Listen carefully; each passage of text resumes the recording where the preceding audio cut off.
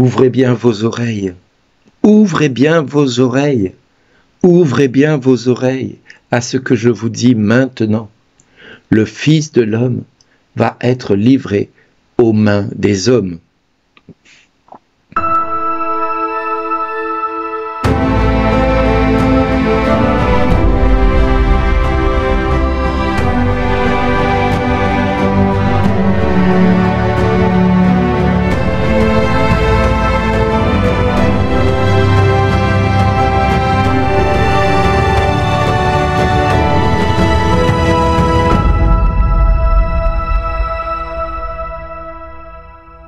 Aujourd'hui, le message vous est adressé par Bernard Diel. Bonjour les amis, ouvrez bien vos oreilles, nous dit l'évangile de ce jour. Ouvrez bien vos oreilles. Il est important que vous ouvriez vos oreilles ce matin pour entendre ce que le Christ vient nous dire avec force et puissance. Le Fils de l'homme, lui-même, le Fils de l'homme, va être livré aux mains des hommes. Ce Jésus n'a rien trouvé de mieux.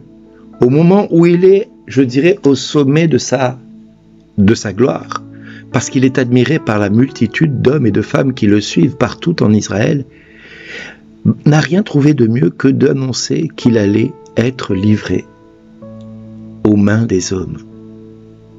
Mais quelle dramatique stratégie de marketing ou de communication, pourrait-on dire aujourd'hui. Jésus est au sommet de sa gloire et il annonce qu'il va être arrêté. Autant vous dire que les hommes qui le suivaient ne comprirent pas pourquoi il disait ça.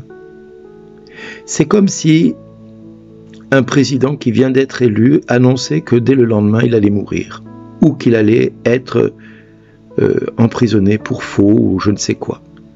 Autant vous dire que ce jour-là, c'est sa gloire qui est importante et pas le reste. Mais à contrario de ce que le monde ferait, le Christ, lui, sait pertinemment ce qu'il va lui arriver. Il sait pourquoi, parce qu'il est venu pour ça. Il est venu pour livrer sa vie pour chacun de nous. L'évangile de Jean nous le traduira bien des fois plus tard en nous disant que ce n'est pas lui qui... On ne lui prend pas sa vie, c'est lui qui la donne. D'accord ? Donc il est important d'entendre que Jésus donne sa vie pour la multitude dont nous faisons partie. Nous sommes pécheurs et c'est pour cet être pécheur que je suis, que vous êtes, que nous sommes, que Jésus est venu donner sa vie. C'est pour cette raison-là et uniquement cette raison-là que Jésus est venu dans le monde. Mes amis, aujourd'hui, plus que jamais, il est important que nous prenions un temps de silence dans notre cœur, que nous écoutions ce que Jésus vient de nous dire, que nous entendions avec notre cœur l'annonce de sa passion,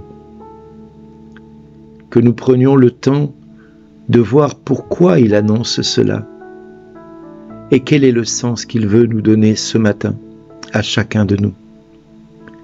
Alors je prie le Père que le poids de nos péchés, le poids de nos fautes qui est en train de retomber sur Jésus et pour lequel l'Église nous rappelle ce que Jésus est en train d'annoncer, de prophétiser de ce qu'il allait vivre.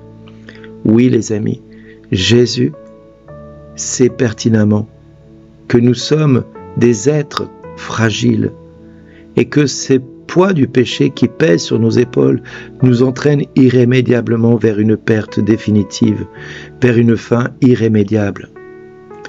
Et Dieu, lui dans son infinie bonté, sait que l'homme n'est pas fait pour mourir, mais pour vivre. Alors il va lui dire dans les Écritures saintes, choisissez la vie et non la mort, la bénédiction et non la malédiction. Mais l'homme choisira souvent la mort et la malédiction comme chemin de vie. Alors le Père, dans son infinie sagesse, prendra la décision d'envoyer son Fils, son unique Fils, pour racheter les hommes de leurs fautes et de leur folie. Aujourd'hui encore, dans la société dans laquelle nous sommes 2000 ans après, le mystère de la passion est encore un scandale pour beaucoup.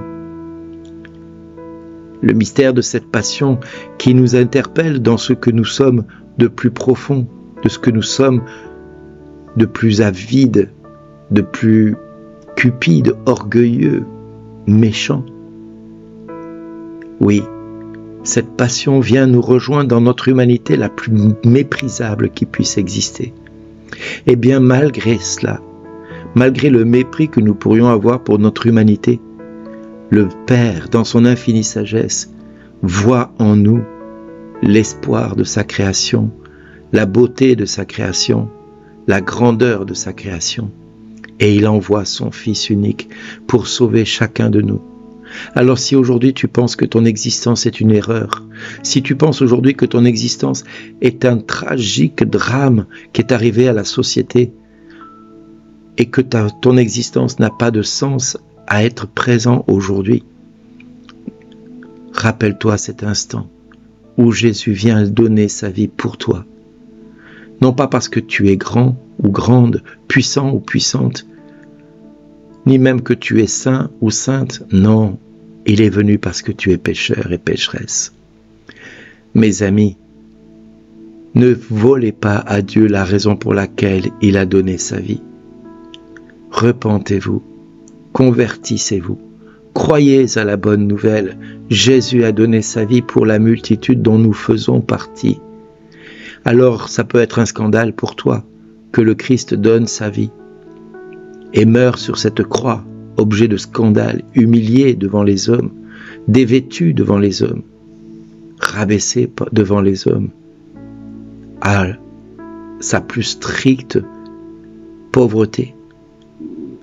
Il est reconnu coupable d'avoir fait le bien, d'avoir aimé l'homme dans sa nature la plus profonde, d'avoir voulu le guérir de ses péchés, le délivrer de ses péchés, le guérir de ses maladies.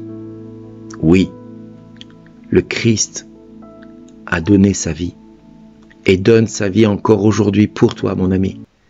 Aujourd'hui encore, il offre sa vie sur l'autel et il te dit, mon fils, ma fille, ne crains pas, je t'ai appelé du berceau à aujourd'hui, à entrer dans ma gloire.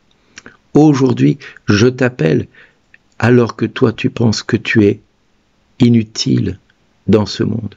Non, j'ai besoin de toi, de ton amour, de ton oui, pour faire changer ce monde dans lequel tu es. J'ai besoin de toi, aujourd'hui, mon enfant, pour que tu vois la puissance de mon Père dans mon sacrifice. Et aujourd'hui, entends ce que je te dis. Écoute et ouvre bien les oreilles. Merci d'exister.